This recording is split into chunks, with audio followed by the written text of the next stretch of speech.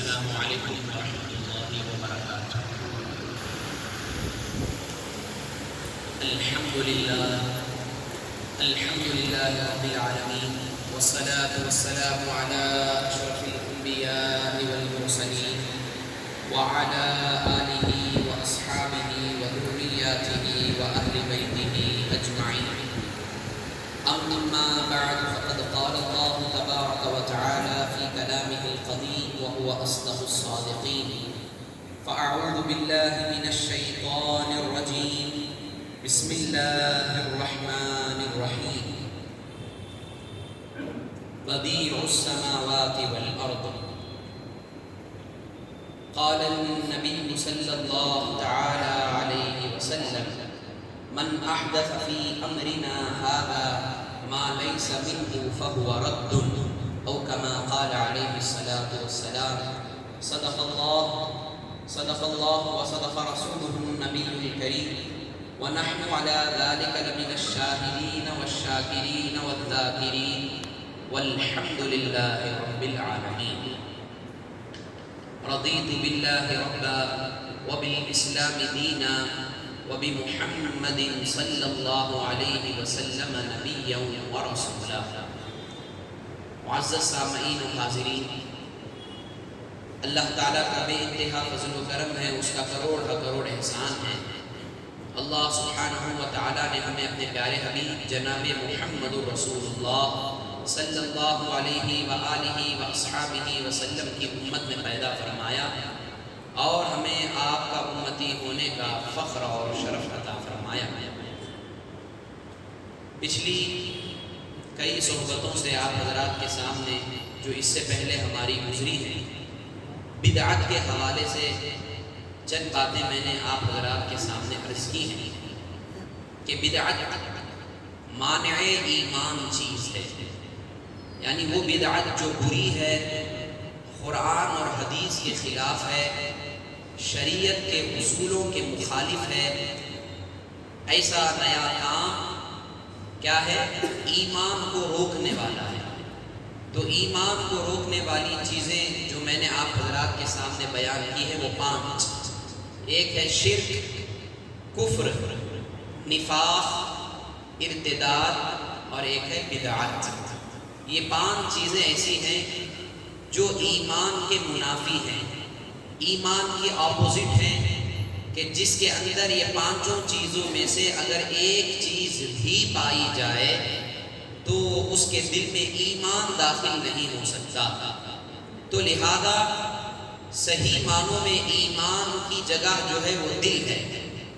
اگر قلب میں ایمان صحیح سلامت رکھنا چاہتے ہیں تو انسان کو ان 5 چیزوں سے بھی بچنا ضروری ہے، شرک سے بھی، کفر سے بھی، نفاق سے بھی، ارتداد سے بھی، بدعت سے بھی۔ بدعت سے مراد بری بدعت، یہ بات ذہن نشین رکھیے۔ شرک، کفر، ارتداد، نفاق، بدعت، ان سب کی وضاحت میں نے پچھلی صحبتوں میں کر دی۔ آئیے مختصراً پھر بھی آپ حضرات کے سامنے عرض کر دوں تاکہ ریویژن ہو جائے، آموختہ ہو جائے، تاکہ ہماری یادداشت میں اور اضافہ ہو جائے۔ شرک وہ عمل ہے، وہ عقیدہ ہے کہ انسان اللہ کی ذات اور صفات کی طرح کسی کی ذات اور صفات کو مانے، یعنی اللہ کی ذات قدیم ہے، واجب الوجود ہے، اسی طرح اللہ کی ذات کی طرح کسی اور ذات کو مانے، اور اللہ تعالیٰ کے جتنے صفات ہیں، جتنی کوالٹیز ہیں، ایسی کوالٹیز، ایسی صفات اللہ کے علاوہ کسی اور ذات کے لیے کوئی مانتا ہے تو یہ بھی کیا ہے؟ شرک ہے۔ سمجھ میں آئی بات؟ شرک یعنی اللہ کے برابر کسی کو سمجھنا، اللہ کی طرح کسی کو سمجھنا، اللہ کا ایگزامپل بتانا، یہ سب چیزیں کیا ہیں؟ شرک میں شامل ہیں۔ یہ ہے شرک۔ کفر کیا ہے؟ ضروریات دین میں سے، یعنی جو احکام اللہ اور اللہ کے رسول نے ہمیں عطا کیے ہیں، ان احکامات میں سے، ان ضروریات میں سے کسی ایک ضروری دینی کا انکار اگر کسی نے کر دیا، یہ ہے کفر۔ کیا ہے؟ کفر ہے۔ اس کی مثالیں میں نے بے شمار آپ حضرات کے سامنے دی کہ کسی نے نماز کا انکار کر دیا، کسی نے روزے کا انکار کر دیا، کسی نے زکوٰۃ کا انکار کر دیا، کسی نے حج کی فرضیت کا انکار کر دیا۔ اسی طرح جو چیزیں حرام ہیں ان کو حلال سمجھا۔ شریعت نے سود کو حرام قرار دیا تو سود کو اگر کسی نے جائز بتایا، شراب پینے کو اگر کسی نے جائز بتایا، جوا کھیلنے کو اگر کسی نے جائز بتایا، حرام کاموں کو اگر کوئی حلال بتائے یا جائز چیزوں کو کوئی ناجائز بتائے، فرض چیزوں کو انکار کرے اور حرام چیزوں کو حلال بتائے، یہ سب کیا ہے؟ کفر میں شامل ہے۔ تو جو انسان اس طرح کا عقیدہ رکھتا ہے کہ سود کھانا جائز ہے، شراب پینا جائز ہے، معاذ اللہ، ایسا عقیدہ رکھتے ہی وہ کافر ہو جاتا ہے۔ تو ضروریات دین میں سے کسی ایک بات کا انکار بھی کفر ہے، یہ ہو گیا کفر۔ تیسری چیز کیا ہے؟ نفاق۔ نفاق کیا ہے؟ زبان سے اسلام کا دعویٰ کرنا اور دل میں اسلام کی نفرت رکھنا۔ کیا ہے نفاق؟ یعنی زبان پر تو وہ کلمہ پڑھتا ہے، زبان سے تو وہ اسلام کا دعویٰ کرتا ہے، لیکن دل میں اسلام کی نفرت پال کے رکھتا ہے اور اللہ کے رسول کے تعلق سے غلط عقیدے دل میں بٹھا کے رکھتا ہے۔ ایسا شخص کیا ہوتا ہے؟ منافق ہوتا ہے۔ یہ کیا ہے؟ نفاق۔ زبان سے تو اسلام کا دعویٰ کرے لیکن دل میں اسلام کے تعلق سے دشمنی رکھے، بغض رکھے، عناد رکھے، نفرت پال کے رکھے، ایسا شخص منافق کہلاتا ہے۔ تین چیزیں ہو گئی۔ چوتھی چیز ہے ارتداد۔ ارتداد یعنی دین سے پھر جانا، دین سے ہٹ جانا۔ مسلمان تھا لیکن اپنی زبان سے کوئی کلمہ اس نے ایسا کہہ دیا جو شرک پر مبنی ہو یا کفر پر مبنی ہو، ایسا شخص جیسے ہی شرکیہ یا کفریہ الفاظ زبان سے لاتا ہے تو وہ مرتد ہو جاتا ہے۔ اس کو کہتے ہیں ارتداد۔ تو یہ چاروں چیزوں کی تعریف ہو گئی کہ شرک، کفر، نفاق، ارتداد، یہ چاروں کی چاروں چیزیں کیا ہیں؟ ایمان کو روکنے والی چیزیں ہیں، ایمان کو روکنے والی چیزیں ہیں۔ اور آخری چیز کیا ہے؟ بدعت۔ کیا ہے بولیے؟ بدعت۔ بدعت لغت میں ڈکشنری میننگ اس کی یہ ہے کہ نیا کام۔ بدعت کے معنی کیا ہے؟ نیا کام۔ اللہ تعالی بدیع ہے، یعنی بدعت اس کام کو کہتے ہیں جو پہلے نہیں تھا، بعد میں اسے ایجاد کیا گیا۔ اسی لیے اللہ کا اس میں وصف ہے بدیع، یعنی آسمانوں اور زمینوں کا پیدا کرنے والا۔ یعنی سابقہ مثال نہیں تھی، سابقہ مثال کے بغیر جس چیز کو پیدا کیا جاتا ہے تو اس پیدا کرنے والے کو بدیع کہتے ہیں۔ کہ اللہ نے آسمانوں زمینوں کو پیدا کیا تو اللہ نے کوئی ایگزامپل دیکھ کے پیدا نہیں کیا، سابقہ کوئی مثال نہیں تھی کہ اللہ اسے دیکھ کر پیدا کرتا۔ اللہ تعالیٰ نے بغیر سابقہ نمونے کے، بغیر کسی آئیڈیل کے اللہ نے زمین و آسمان کو پیدا کیا، اسی لیے اللہ کو بدیع کہا جاتا ہے۔ کیا کہا جاتا ہے؟ بدیع۔ اسی لیے اللہ نے قرآن میں کہا بدیع السماوات والارض، کہ اللہ تعالیٰ کیا ہے؟ آسمان اور زمینوں کا پیدا کرنے والا، سابقہ نمونے کے بغیر، بغیر کسی آئیڈیل کے، بغیر کسی نمونے کے آسمان اور زمین کو وجود اللہ نے عطا کیا، تو اسی لیے اس کو بدیع کہتے ہیں۔ تو بدعت ہر نئے کام کو کہا جاتا ہے۔ شریعت میں بدعت اسے کہتے ہیں کہ وہ کام جو حضور کے زمانے میں نہ ہو، آقا علیہ السلام کے وصال فرما جانے کے بعد وہ کام چاہے دنیاوی ہو یا دینی ہو، یاد رکھیں، چاہے وہ کام دین سے تعلق رکھنے والا ہو یا دنیا سے تعلق رکھنے والا ہو، حضور کے ظاہری وصال فرما جانے کے بعد وہ کام دنیا میں وجود پذیر ہوا، ایسے کام کو کیا کہا جاتا ہے؟ بدعت۔ اب بدعت کی ابتداء دو قسمیں ہیں۔ اب یہ جو دو قسمیں ہوئی ہیں، بدعت کو اگر تقسیم نہ کیا جائے تو کئی حدیثوں کو سمجھنا دشوار ہو جاتا ہے، صحابہ کا قول، صحابہ کا عمل سمجھنا دشوار ہو جاتا ہے۔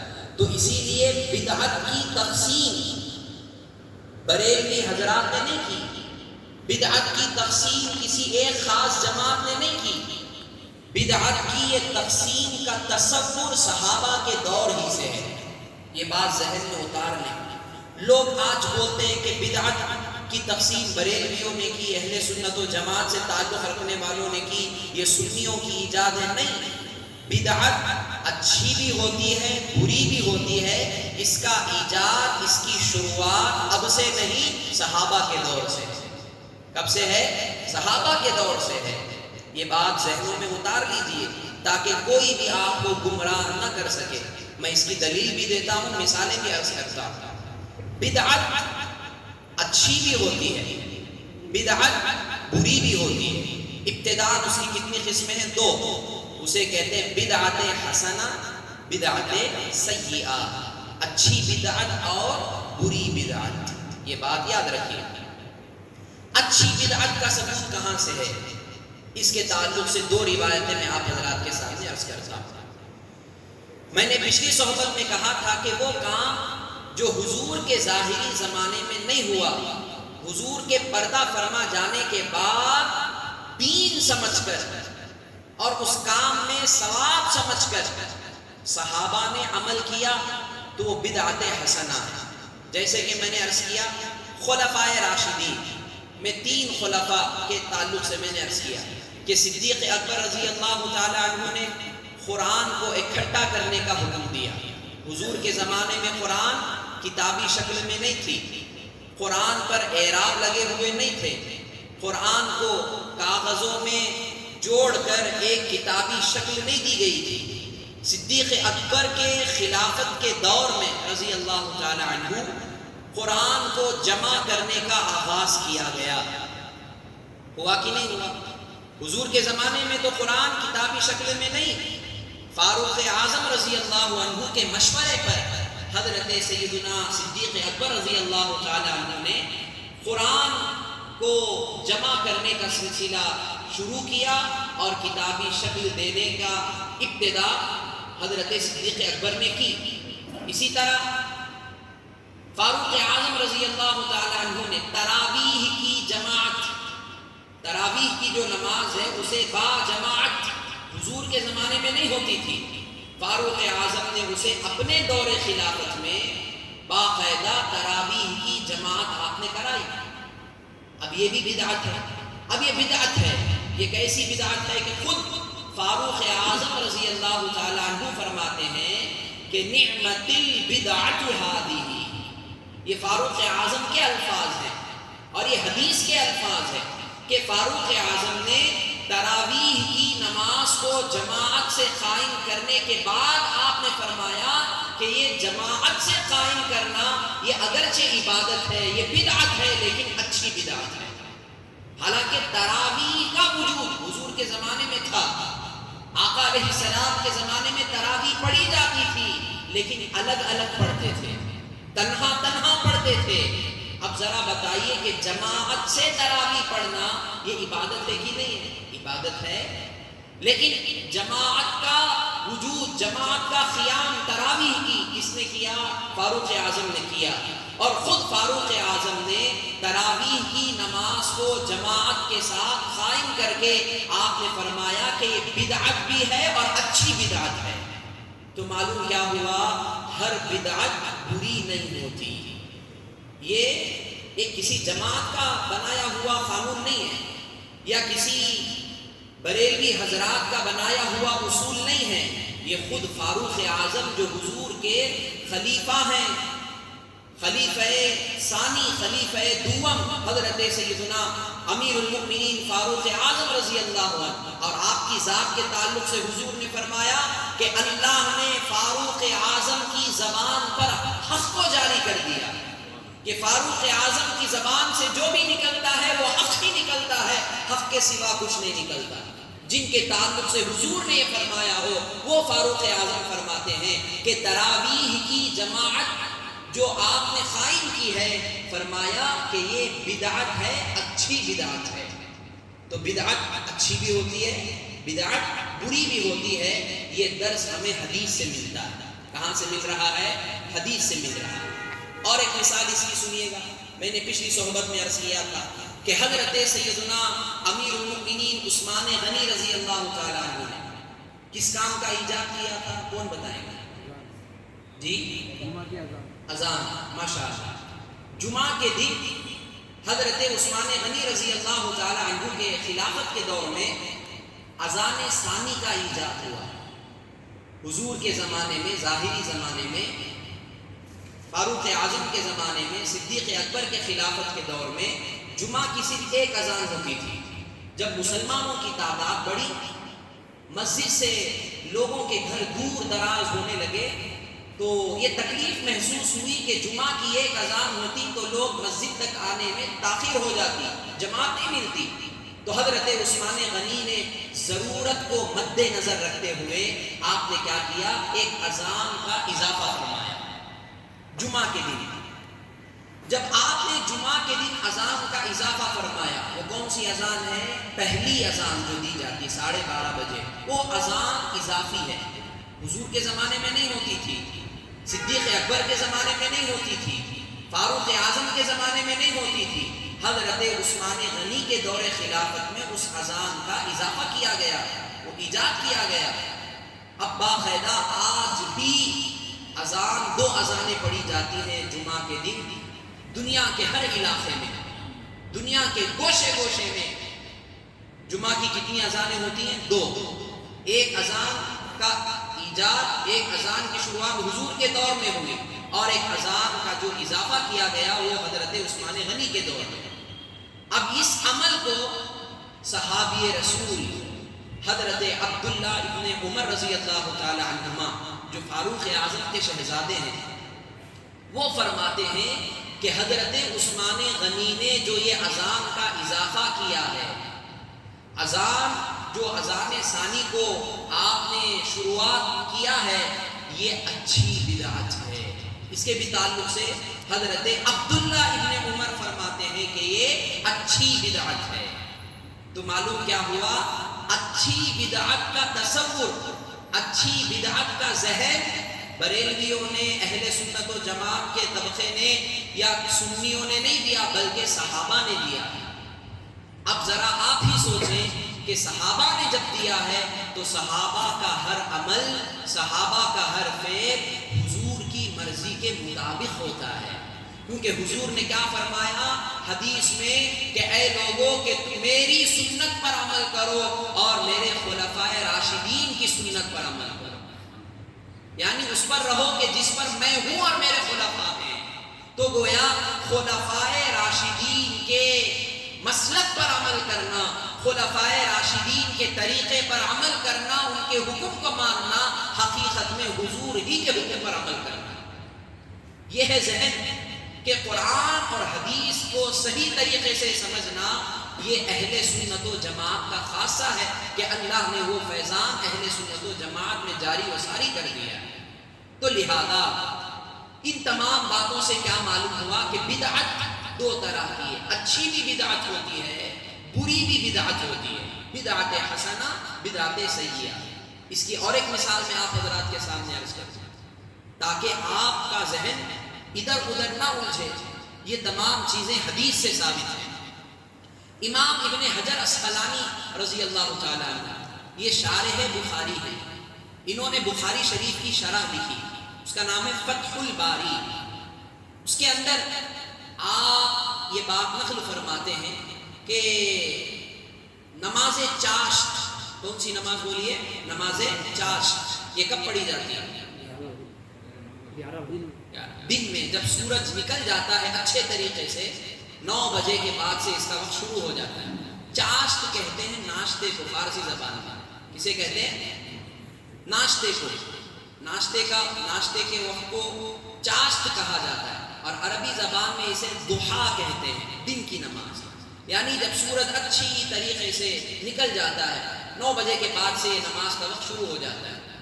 نماز چاشت، نماز چاشت کے تعلق سے چند صحابہ فرماتے ہیں کہ حضور نے اس کو ادا فرمایا، بعض صحابہ فرماتے ہیں کہ حضور نے نماز چاش ادا نہیں کی۔ جنہوں نے یہ کہا کہ حضور نے نماز چاش ادا نہیں کی، اس میں حضرت عائشہ صدیقہ رضی اللہ عنہا اور حضرت عبداللہ ابن عمر رضی اللہ تعالیٰ عنہ، اور جن صحابہ نے یہ فرمایا کہ حضور نے نماز چاش ادا کی ہے، ان میں بھی کئی صحابہ موجود ہیں۔ اب حضرت عبداللہ ابن عمر رضی اللہ تعالیٰ عنہما کا قول بھی دیکھیں، اور حضرت ام المؤمنین عائشہ صدیقہ رضی اللہ عنہا فرماتی ہیں کہ نماز چاش کو میں نے حضور کو کبھی ادا کرتے ہوئے میں نے نہیں دیکھا، یعنی اپنے دیکھنے کی نفی فرماتی ہیں آپ، اور فرماتی ہیں کہ حضور نے تو ادا نہیں کیا، میں اس کو ادا کرتی ہوں۔ یہ کون فرما رہی ہیں؟ حضرت عائشہ، ہم سب کی مائیں ام المؤمنین حضرت عائشہ صدیقہ رضی اللہ تعالیٰ عنہ فرما رہی ہیں کہ میں نے حضور کو اپنی آنکھوں سے نہیں دیکھا۔ یہ اپنے دیکھنے کی نفی ہے، دیگر صحابہ کے دیکھنے کی نفی آپ نہیں فرما رہی ہیں۔ جنہوں نے دیکھا دیکھا، جنہوں نے نہیں دیکھا نہیں دیکھا۔ لیکن حضرت عائشہ کیا فرماتی ہیں کہ میں نے اپنی آنکھوں سے نہیں دیکھا، لیکن میں اس پر عمل کرتی ہوں، نماز چاش پر۔ اب بتائیے، نماز عبادت ہے کہ نہیں ہے؟ نماز کو کوئی بھی پڑھتا ہے عبادت سمجھ کے پڑھتا ہے، اللہ کی رضامندی کا ذریعہ سمجھ کے پڑھتا ہے، وہ نماز ہے۔ اور حضرت عبداللہ ابن عمر فرماتے ہیں کہ نماز چاش یہ بھی بدعت ہے، بدعت حسنہ ہے، بدعت حسنہ پر ثواب ملتا ہے، یعنی اچھی بدعت جو حضور کے ظاہری زمانے میں نہیں تھی، بعد میں وجود میں آئی، بعد میں اس کا قیام ہوا، تو ایسی بدعت کو اچھی بدعت کہا جاتا ہے۔ اور وہ بدعت ایسی ہو جو قرآن اور حدیث سے نہ ٹکراتی ہو، شریعت کے بالکل مطابق ہو، ایسی بدعت کو بدعت حسنہ کہتے ہیں۔ یہ بات ذہن نشین رکھیے گا۔ اب رہی بدعت سیئہ، بری بدعت، خراب بدعت، یعنی ایسا کام جو حضور کے ظاہری زمانے میں نہیں تھا، بعد میں وجود میں آیا، اور وہ کام ایسا ہے جو شریعت سے ٹکراتا ہے، شریعت کے اصولوں سے ٹکراتا ہے، قرآن اور حدیث کے قانون سے وہ ٹکراتا ہے، ایسی بدعت، ایسے کام کو کیا کہتے ہیں؟ بدعت سیئہ کہتے ہیں۔ بات ذہن میں اتری؟ تو یہ چیزیں یاد رکھیں، بدعت حسنہ اور بدعت سیئہ۔ اچھی بھی بدعت ہوتی ہے، بری بھی بدعت ہوتی ہے۔ جب یہ بات معلوم ہوئی، آگے چلیں۔ اب یہ جو میں نے آپ حضرات کے سامنے عرض کیا کہ بدعت کی قسمیں ہوتی ہیں، بدعت حسنہ اور بدعت سیئہ، اس کے تعلق سے آج کل کے علماء نہیں، بلکہ آج سے تقریباً 700 سال پہلے کے بزرگ، کتنے؟ 700 سال پہلے کے، 100 سال 200 سال اعلیٰ حضرت کا زمانہ نہیں، حضرت شیخ عبدالحق محدث دہلوی کا زمانہ نہیں، آج سے 700 سال تقریباً پہلے کے بزرگ، 676 ہجری کے بزرگ کون ہیں؟ شارح مسلم حضرت علامہ نووی رحمۃ اللہ علیہ، ان کو امام نووی کہا جاتا ہے، جنہوں نے صحیح مسلم کی شرح لکھی ہے۔ یاد رکھیے نا، امام نووی رحمۃ اللہ تعالی، آپ فرماتے ہیں، اب دو قسمیں تو آپ نے سنی، بدعت حسنہ، بدعت سیئہ، یہ ابتداءً 2 قسمیں ہیں۔ اب ان کو سمجھنے کے لیے یہ چیز ضروری ہے، بدعت کی تعریف اور اس کی قسمیں بیان کرتے ہوئے علامہ نووی رحمۃ اللہ تعالی علیہ فرماتے ہیں، وہ خود فرماتے ہیں، قال اہل اللغۃ ہی کل شیء عمل علی غیر مثال سابق، قال العلماء البدعۃ 5 اقسام۔ یہ آپ فرماتے ہیں کہ اہل لغت نے فرمایا، یعنی اہل زبان، ڈکشنری والے جو عربی زبان پر مہارت رکھتے ہیں، انہوں نے کیا فرمایا کہ ہر وہ عمل جس کی مثال پہلے نہ ہو، جیسا میں نے قرآن سے ثابت کیا، بدیع السماوات، یعنی جس کا کوئی آئیڈیل، جس کی کوئی مثال، جس کا کوئی نمونہ پہلے نہ ہو، پھر بعد میں وہ عمل ہو، وہ کام ہو، تو اسے کیا کہتے ہیں؟ بدعت کہتے ہیں۔ علماء نے ارشاد فرمایا کہ بدعت کی 5 اقسام ہیں، بدعت کی 5 اقسام ہیں۔ اب بدعت حسنہ کی کیٹیگری میں بدعت واجبہ، بدعت مستحبہ، یاد رکھیے گا، اور ایک ہے بدعت مباح۔ یہ بدعت مباحہ کو بعضوں نے الگ ہی بیان فرمایا، لیکن وہ بدعتیں جن کو کیا جا سکتا ہے، جن کے کرنے پر ثواب ملتا ہے اور جن کو کرنا ضروری ہے، یاد رکھیں جن کو کرنا ضروری ہے اور ثواب بھی ملتا ہے، وہ ہے بدعت واجبہ۔ یعنی کچھ بدعتیں ایسی ہوتی ہیں جن کو انسان کوئی جان کر کرتا ہے، کوئی نہ جان کر بھی کرتا ہے۔ بدعت کو برا کہنے والے بھی اس پر عمل کرتے ہیں، لیکن قولاً کہتے ہیں کہ ناجائز۔ تو اس اچھی بدعت میں کچھ بدعت ایسی ہوتی ہے کہ جس کا کرنا ضروری ہے، اس کو کیے بغیر کوئی چارہ نہیں ہے، اس کے کیے بغیر دین کو نہیں سمجھا جا سکتا آج کے زمانے میں صحیح طریقے سے، کما حقہ۔ ایسی بدعت کو بدعت واجبہ کہا جاتا ہے۔ کیا کہا جاتا ہے؟ بدعت واجبہ، یعنی ایسا نیا کام جو حضور کے ظاہری زمانے میں نہیں تھا، بعد میں وجود میں آیا اور وہ اچھا کام ہے، قرآن اور حدیث کے موافق ہے، لیکن آج اس پر عمل کرنا امت کے لیے ضروری ہے، واجب ہے۔ اب وہ کیا کام ہے، وہ کون سے کام ہے؟ یہ سوال ذہن میں آتا ہے کہ نہیں آتا ہے؟ اب دیکھیے گا وہ کون سے کام ہیں، جیسے کہ قرآن اور حدیث کو سمجھنے کے لیے عربی گرامر کا سمجھنا۔ عربی گرامر حضور کے دور میں تھا؟ نہیں تھا۔ عربی گرامر کی جتنی بھی کتابیں ہیں، فقہ کے جتنی بھی کتابیں آج ہیں، اور یاد رکھیے گا حدیث کی جتنی بھی کتابیں آج ہیں، حدیثیں نہیں، حدیث کی کتابیں، اور حدیث کی جو سند بیان کی جاتی ہے کہ فلاں حدیث صحیح ہے، فلاں حدیث غریب ہے، فلاں حدیث ضعیف ہے، فلاں حدیث حسن ہے، فلاں حدیث حسن لذاتی ہی ہے، حسن لغیری ہے، یہ تمام حدیث کی جو کیٹیگریز ہیں، یہ میں آپ کا ذہن بنانے کے لیے عرض کر رہا ہوں۔ یہ ضروری ہے کہ اگر آپ ان اصولوں کو یاد رکھیں گے، ہر چیز کو بآسانی آپ سمجھ سکتے ہیں کہ اگر یہ تمام چیزیں جو حدیث کی ہیں، حدیث کے اصول ہیں، حدیث کی سندیں ہیں، یہ تمام چیزیں بھی کیا ہیں؟ بدعت ہیں، لیکن ان کا علم حاصل کرنا اور ان کے ذریعے گمراہ فرقوں کو جواب دینا، یہ سب چیزیں امت پر واجب ہیں علماء کے۔ بات ذہن میں آئی؟ اسی لیے آج مدرسے میں حدیث بھی پڑھائی جاتی ہے، تفسیر بھی پڑھائی جاتی ہے، اصول حدیث، اصول تفسیر، فقہ، اصول فقہ، یہ تمام چیزیں ہر مدرسے میں ہر مکتبہ فکر کے لوگ پڑھاتے ہیں اور اسے اپنا سلیبس بتاتے ہیں۔ کیا حضور کے زمانے میں شریعت کے لیے کا سلیبس تھا؟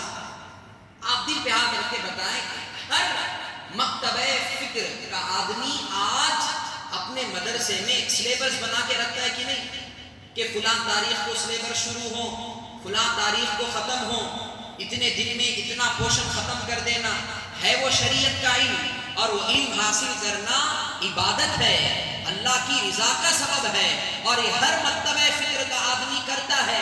حضور کے زمانے میں نہیں تھا، حضور کے زمانے میں یہ چیزیں نہیں تھی، بعد میں وجود میں آئی، لیکن اس پر عمل کرنا آج کیا ہے؟ واجب ہے، ضروری ہے۔ بغیر اس پر عمل کیے دین اسلام کو کما حقہ نہیں سمجھا جا سکتا۔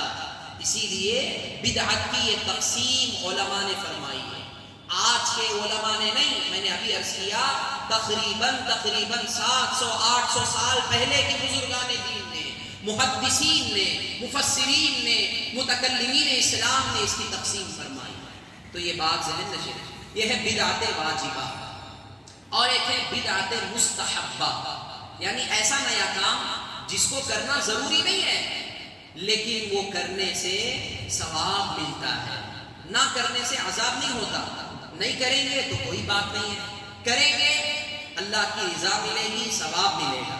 اسے کیا کہتے ہیں؟ بدعت مستحبہ، ایسا نیا کام جو حضور کے زمانے میں تو نہیں تھا لیکن بعد میں آیا اور قرآن و حدیث کے ماتحت ہے، اور اس پر ثواب بھی ملتا ہے۔ کیا ملتا ہے؟ ثواب بھی ملتا ہے۔ جیسے اس کا ثبوت بھی حدیث میں ہے، امام بخاری کی ذات بھی اس کی دلیل ہے۔ ایک بات میں عرض کر کے یہ ٹاپک کو انشاءاللہ آئندہ صحبت میں عرض کروں گا۔ تاکہ سمجھنے میں آسانی ہو۔ یہ میں ابتداء سے کلیئر انداز میں آپ کو سمجھا رہا ہوں تاکہ ذہن میں کلی طور پر اتر جائے۔ امام بخاری سب لوگ مانتے کہ نہیں مانتے؟ ہر مکتبہ فکر کا آدمی ان کو مانتا ہے، بخاری کو اپنے لیے سند جانتا ہے، حرف آخر مانتا ہے۔ قرآن کے بعد فضیلت کے اعتبار سے، درجے کے اعتبار سے سب سے بڑی عظیم کتاب کون سی ہے؟ بخاری شریف۔ اور ترتیب کے اعتبار سے، لکھنے کے اعتبار سے، حدیثوں کو جمع کرنے کے اعتبار سے پہلی کتاب بخاری نہیں ہے۔ لوگ بولتے ہیں قرآن کے بعد حدیث کی کتاب جو لکھی گئی وہ بخاری نہیں ہے۔ پہلی کتاب جو لکھی گئی حدیث کی شکل میں وہ امام مالک نے جمع کیا، اس کا نام ہے موطا امام مالک۔ یہ بات یاد رکھیں۔ لیکن فضیلت کے اعتبار سے جو فضیلت بخاری کو حاصل ہے، فضیلت کے اعتبار سے بخاری کا نمبر اول ہے، لیکن جو حدیثیں جمع کی گئی ہیں ان میں سب سے پہلی کتاب کون سی ہے؟ موطا امام مالک۔ وہ امام بخاری نے بخاری شریف میں جو حدیثیں جمع کی، اس سے پہلے کئی حدیث کی کتابیں وجود میں آئی ہیں، بعد میں بخاری لکھی گئی، لیکن بخاری کو بہت بڑی فضیلت حاصل ہے۔ اسی لیے قرآن کے بعد سب سے بڑا مقام فضیلت کے اعتبار سے جو مقام حاصل ہے وہ بخاری کو حاصل ہے، بخاری شریف کو حاصل ہے۔ اب امام بخاری رحمۃ اللہ تعالیٰ علیہ، ان پر ہماری جان قربان۔ یہ صرف محدث نہیں ہے، یہ وقت کے بہت بڑے صوفی ہیں، حضور کے بہت بڑے عاشق ہیں، آقا علیہ السلام پر جان نچھاور کرنے والے، آقا کی باتوں پر، آقا کی تعریفات پر، آقا علیہ السلام کی عظمتوں پر سب کچھ نچھاور کرنے والے یہ ذات ہے امام بخاری۔ ہم کیا تعظیم کریں گے مصطفیٰ کی، ہم کیا تعظیم کر سکتے ہیں آقا کے باتوں کی جیسی تعظیم امام بخاری نے کی ہے۔ امام بخاری شریف کے مقدمے میں یہ لکھا گیا ہے، یہ سنی حضرات بھی بیان کرتے ہیں، تبلیغی حضرات بھی بیان کرتے ہیں، جو اپنے آپ کو اہل حدیث کہلاتے ہیں وہ بھی اس کو بیان کرتے ہیں کہ جب بخاری کا درس دیا جاتا ہے تو امام بخاری کے فضائل بیان کرتے ہوئے وہ لوگ کہتے ہیں کہ امام بخاری علیہ الرحمہ نے یہ پوری بخاری شریف میں جو حدیثیں انہوں نے اکٹھا کی ہیں اس کے لگ گئے 16 سال۔ کتنے لگ گئے؟ 16 سال کا عرصہ لگا کہ امام بخاری نے بخاری شریف کو ایک کتابی شکل میں ان حدیثوں کو جمع کیا اور وہ ہے بخاری شریف۔ اب آپ خود بیان فرماتے کون؟ امام بخاری، کہ ہر حدیث کو لکھنے سے پہلے اتنی بڑی مدت کیوں ہوئی تھی؟ 16 سال لگے اس کی مدت، اتنی طویل مدت کی وجہ بیان کرتے ہیں کہ ہر حدیث کو لکھنے سے پہلے دیکھیے محبت رسول، آقا علیہ السلام کی حدیث سے کتنی محبت ہے۔ امام بخاری فرماتے کہ ہر حدیث کو لکھنے سے پہلے میں 2 کام کرتا تھا۔ کیا کرتا؟ غسل کرتا، غسل فرماتا، پھر اس کے بعد 2 رکعت نفل نماز ادا کرتا۔ کیا کرتا؟ 2 رکعت نفل نماز ادا کرتا، پھر اس کے بعد میں اس حدیث کو تحریر فرماتا۔ اب بتائیے کیا حضور کی حدیث کو اس طرح جو امام بخاری نے لکھا ہے، کیا صحابہ کا ایسا عمل تھا؟ نہیں تھا۔ حضور کے زمانے میں کیا صحابہ حضور کی حدیث کو بیان کرنے سے پہلے کیا صحابہ غسل کرتے یا 2 رکعت نماز پڑھتے؟ نہیں۔ حضور کے ظاہری زمانے میں یہ عمل نہیں تھا۔ بعد میں امام بخاری نے آقا علیہ السلام کی حدیث کی تعظیم کرتے ہوئے، حضور کی ذات کی تعظیم تو اور بلندی کی بات ہے، لیکن حضور کی باتوں کی یہ تعظیم ہے کہ میں حضور کی حدیث لکھوں اس سے پہلے کہ میں غسل بھی کروں، 2 رکعت نماز بھی ادا کروں۔ اب یہ جو انہوں نے کیا ہے، امام بخاری کے ماننے والوں ذرا بتاؤ کہ امام بخاری کا یہ عمل تمہاری تعریف کی روشنی میں، جو تم بدعت کی تعریف کرتے ہو، یہ بھی بدعت ہے کہ نہیں ہے؟ بدعت ہے، کیونکہ حضور کے ظاہری زمانے میں نہیں تھا اس طرح کرنا۔ اور امام بخاری ذرا بتائیں جو غسل کر رہے ہیں، جو نماز پڑھ رہے ہیں، کیا یہ تعظیم مصطفیٰ ہے نا؟ اور تعظیم مصطفیٰ حقیقت میں خدا کی عبادت ہے، کیونکہ نماز پڑھنا اور اس طریقے سے غسل کرنا یہ عبادت سمجھ کے آپ کر رہے ہیں، تو یہ بدعت ہے، بدعت مستحبہ ہے۔ یعنی اس پر جو آپ نے عمل کیا تعظیم مصطفیٰ کی خاطر، کہ یہ مصطفیٰ کی حدیثوں کا معاملہ ہے، اس کو میں ایسے ہی نہیں لکھ سکتا، اس کو آپ ہر مرتبہ غسل فرماتے ہیں، 2 رکعت نفل نماز ادا کرتے ہیں، پھر آپ حدیث کو لکھتے ہیں۔ یہ کیا ہے؟ بدعت مستحبہ کی ایک مثال میں عرض کر رہا ہوں، ورنہ حقیقت میں ان کا عشق، ان کا یہ تعظیم کرنے کا انداز کون کر سکتا ہے کہ ایک حدیث لکھنے سے پہلے وقت کے بہت بڑے امام، وقت کے بہت بڑے محدث، وقت کے بہت بڑے صوفی، وقت کے بہت بڑے متکلم امام بخاری کا یہ عمل ہے کہ تعظیم مصطفیٰ اس طرح بجا لا رہے ہیں کہ مصطفیٰ کی حدیث کو لکھنے سے پہلے آپ غسل بھی فرما رہے ہیں، 2 رکعت نفل نماز ادا کر رہے ہیں، پھر آپ حدیث کو لکھتے ہیں۔ تو یاد رکھیے گا، ہر اچھا کام جس پر انسان ثواب کی امید رکھتا ہے، کس کی امید رکھتا ہے؟ ثواب کی امید رکھتا ہے، اللہ اور اللہ کے رسول کی رضا کی امید رکھتا ہے، اور وہ کام حضور کے ظاہری زمانے میں نہیں تھا، بعد میں ہوا ہے، اور وہ اچھا کام ہے، شریعت سے ٹکراتا نہیں ہے، تو وہ یا تو بدعت واجبہ کی کیٹیگری میں آتا ہے یا بدعت مستحبہ کی کیٹیگری میں آتا ہے۔ اب ذرا اسی کو مد نظر رکھتے ہوئے دیکھیں، آج ہم 11ویں کرتے ہیں، 12ویں شریف مناتے ہیں، ایصال ثواب کی محفلیں منعقد کرتے ہیں، میلاد مصطفیٰ کے لیے جلوس کا اہتمام کرتے ہیں، اسی طرح اپنے مرحومین کی وصال کے بعد، نماز جنازہ کے بعد دعا کرتے ہیں، میت کو دفن کرنے کے بعد دعا کرتے ہیں، میت کو تدفین کرنے کے بعد قبر پر کھڑے ہو کر اذان پڑھی جاتی ہے۔ یہ تمام چیزیں جو معمولات اہل سنت میں سے ہیں، یہ سب کار ثواب ہیں، ثواب کے کام ہیں، اس پر ثواب بھی ملتا ہے، اللہ کی رضا بھی حاصل ہوتی ہے، اور یہ کوئی بری بدعت نہیں ہے، یہ اچھی بدعت ہے، اور اس پر انشاءاللہ میں اور دلیلیں دوں گا۔ اس کی بھی دلیلیں ہیں کہ معمولات اہل سنت جو بھی ہیں، اذان سے پہلے درود پڑھنا، الصلاۃ والسلام علیک یا رسول اللہ کہنا، السلام علیک یا رسول اللہ کہنا، یہ سب حدیثوں سے بھی ثابت ہے، شریعت سے بھی ثابت ہے، صحابہ کے عمل سے بھی ثابت ہے۔ یہ اور بات ہے کہ جو عاشق مصطفیٰ ہوتے ہیں ان کی نظروں سے تو یہ حدیثیں گزرتی ہیں، اور جن کے دلوں میں عشق مصطفیٰ نہیں ہے، جن کے دل مصطفیٰ کی محبت اور عشق سے خالی ہیں، ان کو یہ حدیثیں نظر نہیں آتی، بس اتنا ہی فرق ہے۔ تو لہذا یہ بات ذہن میں اتار لیں۔ اب ایک ہے بدعت مباحہ، ایسی بدعت جس کے کرنے نہ کرنے کا دونوں برابر ہے، کریں گے تو ثواب نہیں کریں گے تو عذاب بھی نہیں۔ اس کی مثال میں نے دیا تھا پچھلی صحبت میں، اچھے عمدہ کپڑے پہننا، لذیذ ڈشز کھانا، بریانی کھانا، کباب کھانا، اس طرح کہ کئی قسم کے کھانے ڈشز آج ہمارے اس زمانے میں ہیں جو حضور کے زمانے میں نہیں تھے، کئی طریقے کا لباس آج وجود میں آیا جو حضور کے زمانے میں نہیں تھا، چائے ہے، ٹرین پر سفر کرنا ہے، ہوائی جہاز پہ سفر کرنا ہے، اس طرح کی تمام چیزیں جو حضور کے زمانے میں نہیں تھیں آج ہیں، لیکن وہ نہ حد ذاتی ہی بری ہیں، نہ کار ثواب ہے، نہ ان پر ثواب ہے نہ عذاب ہے۔ ایسی بدعت کو کیا کہا جاتا ہے؟ بدعت مباحہ۔ مباح کے معنی میں نے بتایا تھا جائز۔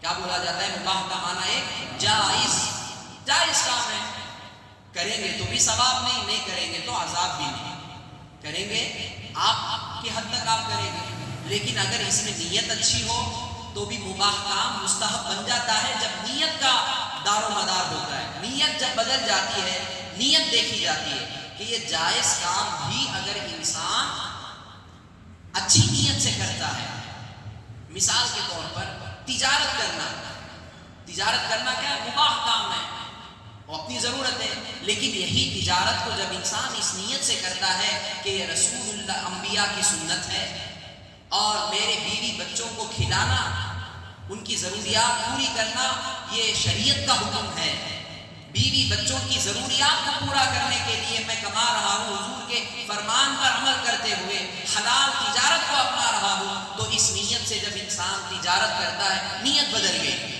اب نیت بدل گئی تو اس کا تجارت کرنا بھی عبادت ہے، تو لہٰذا نیت جہاں بدلتی ہے احکام بھی بدل جاتے ہیں، جائز کام مستحب بن جاتا ہے اچھی نیت کے ساتھ۔ تو لہٰذا ان باتوں کو ذہن نشین رکھیے گا۔ اللہ تعالیٰ، اب دیکھیے 3 قسمیں ہو گئی جو کرنے کی کیٹیگری میں آتی ہیں۔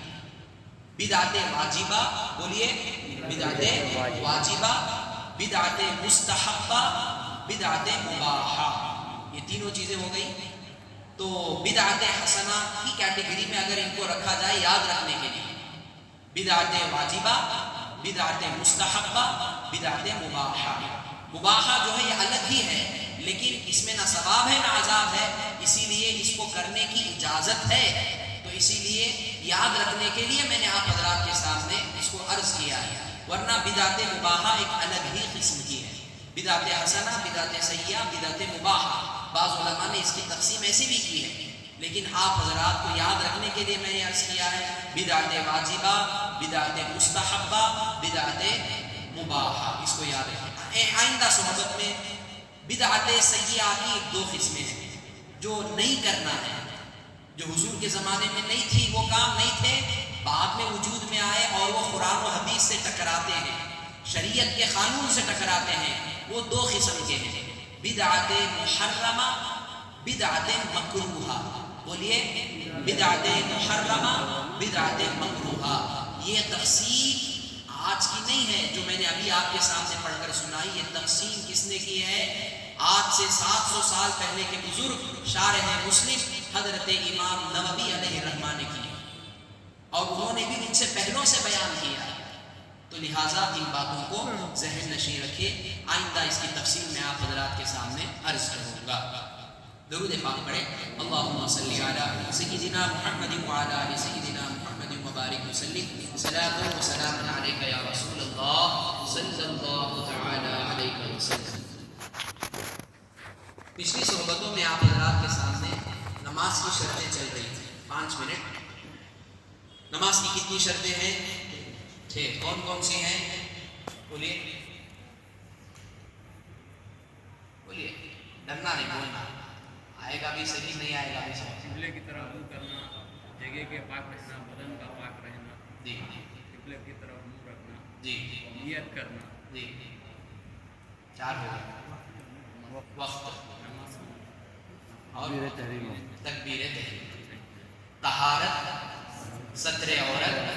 ایک نام یاد رکھیں گے تو آسان سے بولیے، طہارت، ستر عورت، استقبال قبلہ، وقت، نیت، تکبیر تحریم۔ یہ 6 شرائط ہیں نماز کی۔ 3 کی تفصیل گزر چکی ہے، طہارت کے مسائل بھی بیان ہوئے، ستر عورت کے مسائل بھی میں نے آپ حضرات کے سامنے رکھ دیے، اور استقبال قبلہ، قبلے کی طرف رخ کرنا، اس کے بھی تعلق سے تفصیل سے میں نے باتیں آپ حضرات کے سامنے عرض کر دی۔ چوتھی شرط ہے وقت۔ کیا ہے؟ وقت۔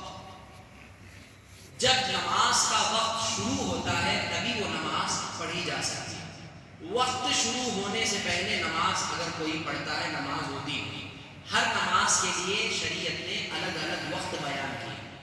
نماز کتنے وقت کی فرض ہے؟ کتنے؟ 5۔ فجر، ظہر، عصر، مغرب، عشاء۔ بہت سے لوگ عشاء بولتے ہیں، عشاء نہیں بولتے۔ کیا ہے وہ؟ عشاء، نون غنہ کے بغیر بولنا ہے، عشاء۔ فجر، ظہر، عصر، مغرب نہیں بولنا، کیا بولنا ہے؟ مغرب۔ کیا ہے؟ بولیے، مغرب بولیں گے، مغرب۔ مغرب بھی نہیں بولنا، مغرب بھی بولتے ہیں بہت سے لوگ، غین نکلتا ہے، اصل میں میم، غین، رے اور بے، مغرب۔ یہاں کے لوگ مغرب بولتے ہیں، نارتھ انڈیا کے لوگ مغرب بولتے ہیں، یہ دونوں غلط ہے۔ صحیح لفظ کیا ہے؟ مغرب، مغرب۔ پھر کیا ہے؟ عشاء، عشاء نہیں بولنا، کیا بولنا ہے؟ عشاء۔ یہ 5 نمازیں دن میں فرض ہیں ہر مومن مسلمان بالغ مرد و عورت پر۔ اس میں سب سے پہلی دن کی نماز جو ہم پڑھتے ہیں وہ فجر۔ کیا بولیے؟ فجر۔ فجر کا وقت کب سے کب تک ہے؟ اب مسجد میں ہے 5:40 پر فجر کی نماز کی جماعت جو ہے کھڑی ہوتی ہے۔ آج ہمارا ماحول کیا ہے؟ 1 منٹ بھی لیٹ ہو گیا، لوگ کیا بولتے ہیں؟ آج فجر کی نماز وقت پہ نہیں ہوئی جی، 1 منٹ 2 منٹ لیٹ ہو گئے، ایسا لوگ بولتے ہیں۔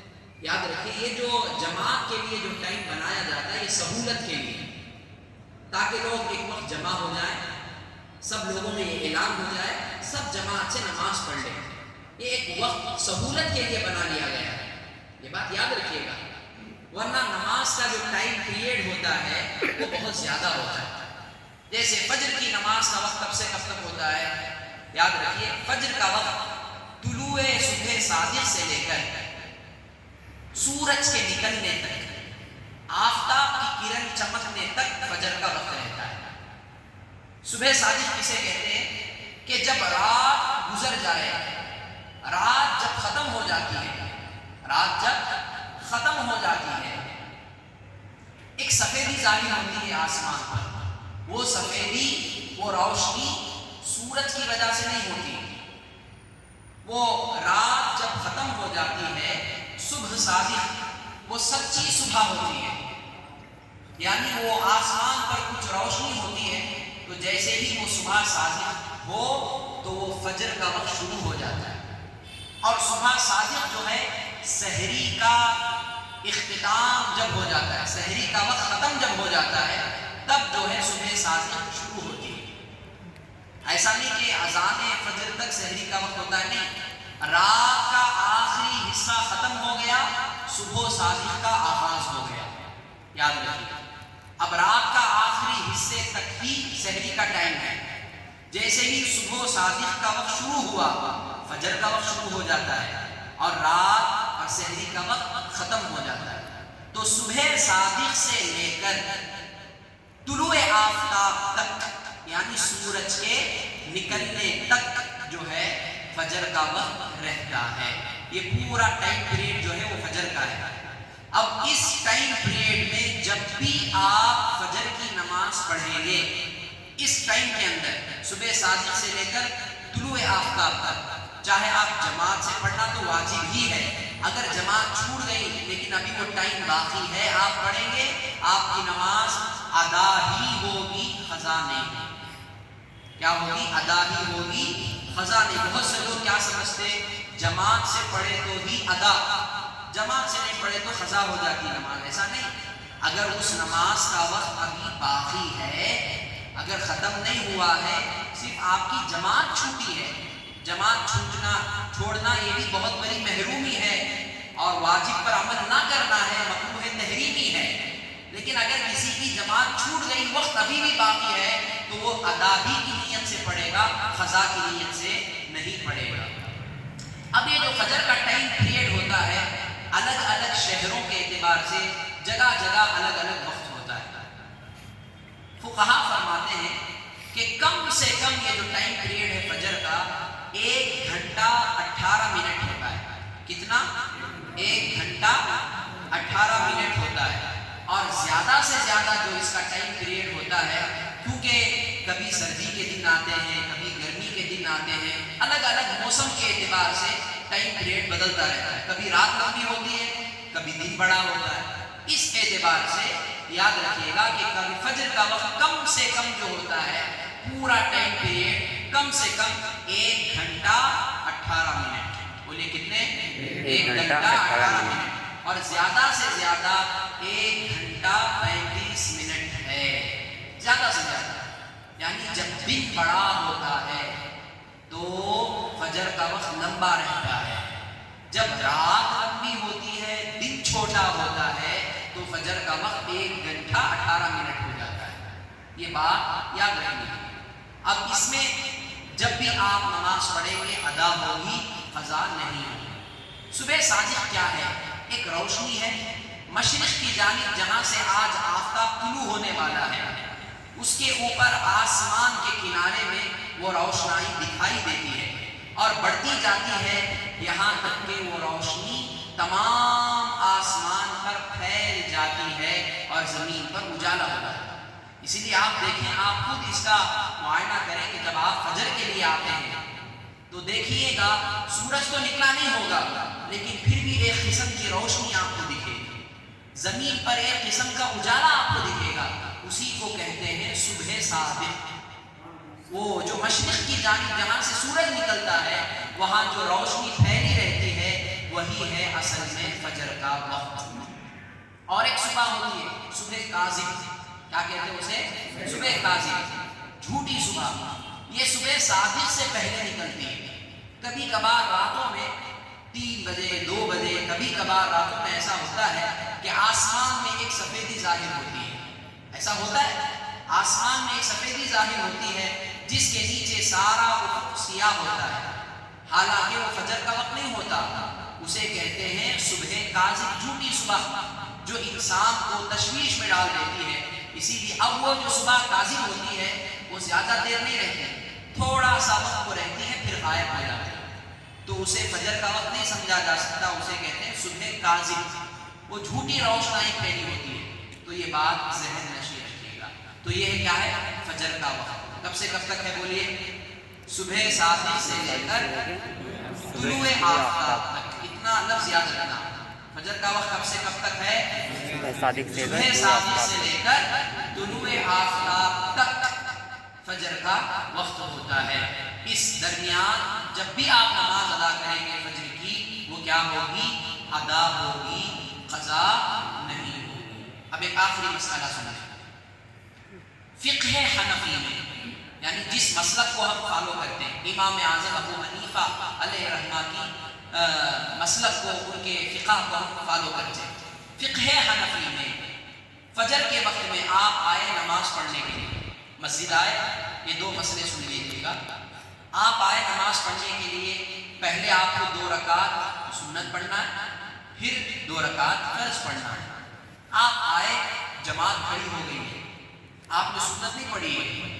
اگر آپ کے دل میں یقین ہو کہ میں 2 رکعت سنت پڑھ کے جماعت میں شریک ہو جا سکتا ہوں، اگرچہ کہ میں امام صاحب کو سلام پھیرنے سے پہلے پالوں گا، یعنی اتحیات میں جا کر مل جاؤں گا، ایسا اگر یقین ہے تو فقہ حنفی ہمیں یہ بتاتی ہے کہ آپ پہلے سنت پڑھیں پھر جماعت میں شریک ہوں۔ اگر آپ کو یہ خدشہ ہے کہ میں سنت پڑھوں گا جماعت چھوٹ جائے گا، یعنی امام صاحب سلام پھیر دیں گے، ایسا اگر سچویشن ہے تو آپ کیا کریں گے؟ سنت کو ترک کریں گے، یعنی سنت کو اس وقت نہیں پڑھیں گے، جماعت میں شریک ہو جائے گا۔ یہ مسئلہ فقہ حنفی میں ہے۔ احناف میں یہ مسئلہ ہے، یہی ہمارے لیے ضروری ہے اس پر عمل کرنا۔ یہ بات ذہن نشین رکھیے، یہ بات یاد رکھیے۔ اب آپ آئے، سنت پڑھ لیے، جماعت میں شریک ہو گئے۔ جماعت کے ختم ہونے کے بعد سورج نکلنے میں، یعنی فجر کا وقت ختم ہونے میں ابھی بہت سا ٹائم باقی ہے، 5 منٹ ہے، 10 منٹ ہے، تو اس دوران آپ کوئی نفل نماز نہیں پڑھ سکتے، کوئی نفل نماز نہیں پڑھ سکتے۔ فجر کی فرض نماز پڑھنے کے بعد سے لے کر سورج کے نکلنے تک، مکروہ وقت ختم ہونے تک کوئی بھی نفل نماز جائز نہیں ہے۔ ہاں اگر ابھی فجر کا ٹائم باقی ہے، ابھی فجر کا وقت ختم نہیں ہوا ہے، مکروہ وقت شروع نہیں ہوا ہے، قضا نماز پڑھ سکتے ہیں۔ کون سی نماز پڑھ سکتے ہیں؟ قضا نماز جو آپ کے ذمے باقی ہے، آپ نے نہیں پڑھی ہے، تو قضا نماز پڑھ سکتے، آپ نفل نماز نہیں پڑھ سکتے۔ مسئلہ یاد رہے گا، سمجھ میں آئی بات؟ تو یہ مسئلہ یاد رکھیں، قضا نماز پڑھ سکتے ہیں۔ ہاں مکروہ وقت شروع ہو گیا، فجر کا وقت ختم ہو گیا، تو مکروہ کا جو وقت ہوتا ہے اس کا پیریڈ 20 منٹ ہوتا ہے، اس میں آپ کون سی نماز بھی نہیں پڑھ سکتے، نہ قضا پڑھ سکتے، نہ سنت، نہ فرض، نہ نفل، کوئی نماز پڑھنا اس وقت جائز نہیں ہے۔ یہ بات ذہن نشین رکھیے گا۔ قرآن میں نہیں پڑھ سکتے جی، قرآن پڑھنے کی اجازت ہے، فقہا نے قرآن پڑھنے کی اجازت دی ہے، قرآن پڑھا جا سکتا ہے، قرآن پڑھنا اس وقت بھی عبادت ہے۔ یہ بات ذہن نشین رکھیے۔ اب رہی بات وہ مسئلہ کہ سنت رہ گئی کسی کی، یعنی سنت نہیں پڑھی، ایسے سچویشن میں آیا کہ جماعت ختم ہو جانے کا اندیشہ تھا تو وہ جماعت میں شریک ہو گیا، اب اس کی فجر کی سنت رہ گئی، کون سی رہ گئی؟ فجر کی سنت رہ گئی۔ اب وہ کیا کرے گا؟ جماعت ختم ہوتے ہی وہ سنت نہیں پڑھے، جماعت ختم ہوتے ہی میری سنت رہ گئی نا، میں فجر کی 2 رکعت نہیں پڑھا نا، جماعت ختم ہونے کے بعد پڑھ لوں گا، نہیں پڑھ سکتا، کیونکہ کوئی سنت اور نفل جائز نہیں ہے اس وقت۔ ہاں اگر وہ چاہتا ہے کہ وہ فجر کی 2 رکعت سنت پڑھے تو کب پڑھے گا؟ مکروہ وقت ختم ہو جانے کے بعد، مکروہ وقت طلوع آفتاب کے بعد جو 20 منٹ مکروہ کا ٹائم رہتا ہے، سن رائز کا وقت، تو 20 منٹ کے بعد وہ فجر کی سنت پڑھے گا۔ اب وہ اس کا وقت کب تک ہے اس کے پاس؟ زوال آفتاب تک ہے، نون تک ہے، یعنی جو سورج بیچو بیچ آسمان پر جب ہوتا ہے، زوال آفتاب سے پہلے پہلے تک اس کے پاس ٹائم ہے۔ اس ٹائم پیریڈ میں کبھی بھی وہ فجر کی وہ سنت 2 رکعت پڑھ سکتا ہے۔ بات سمجھ میں آئی؟ تو یہ مسئلہ یاد رکھیے گا۔ اللہ تعالیٰ انشاءاللہ آئندہ صحبت میں اس کے تعلق سے اور بھی اگر مسائل ہیں اسی سبجیکٹ کے تعلق سے عرض کروں گا۔ پھر انشاءاللہ ظہر کا وقت کب سے کب تک رہتا ہے، عصر کا وقت، مغرب کا وقت، عشاء کا وقت، یہ جاننا ضروری ہے۔ ورنہ لوگ کیا سمجھتے ہیں آج جہالت کی وجہ سے، جماعت چھوٹ گئی بھی اور نماز کا وقت ختم ہو گیا، ہمارا نماز قضا ہو گئی، اب ہمیں پڑھنا نہیں، یہ جہالت ہے۔ لوگ ادھر ادھر تجارت میں رہتے ہیں، یہ علم ہونا چاہیے کہ نماز کا ٹائم پیریڈ کب سے کب تک رہتا ہے، تاکہ آپ کی اگر جماعت بھی چھوٹ جائے تو آپ وقت نکال کر آپ نماز ادا کر سکیں، تاکہ آپ کی نماز قضا نہ ہو۔ تو اسی لیے نماز کے اوقات کا علم جاننا فرض ہے، تو لہٰذا آپ ضرور شرکت فرمائیں۔ انشاءاللہ آئندہ صحبت میں عرض کرنے کی کوشش کروں گا۔ اللہ تعالیٰ ہمارے یہاں بیٹھنے، سننے، سنانے کو اپنی بارگاہ میں شرف قبول